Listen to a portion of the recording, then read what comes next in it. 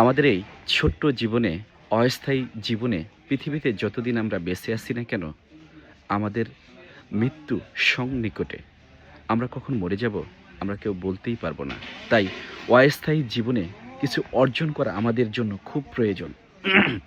এই দুনিয়াতে থাকতে আমরা যদি মানুষের সঙ্গে ভালো আচরণ করি, সুন্দর ব্যবহার করি, সুন্দর করে কথা বলি, মানুষের উপকার করি, তাহলে দেখা যাবে এটা আমাদের অর্জন হবে।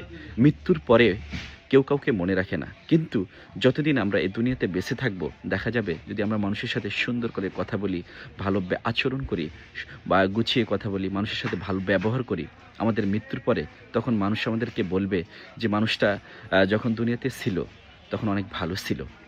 আর যদি আমরা মরে যাই, মরে যাওয়ার পরে দেখা যাবে আমরা দুনিয়াতে যদি কারোর সঙ্গে ঝগড়া, ফ্যাসাদ, নানান ধরনের সমস্যার সৃষ্টি করে থাকি, মানুষের সঙ্গে মারামারি, কাটাকাটি করে থাকি, মানুষকে নিয়ে তুচ্ছ তাচ্ছিল্য করে থাকি, তাহলে দেখা যাবে মৃত্যুর পরে মানুষ আমাদেরকে বলবে, লোকটা পৃথিবীতে যতদিন বেঁচে ছিল মানুষের সঙ্গে খারাপ ব্যবহার করত, লোকটা খুব জঘন্য খারাপ ছিল।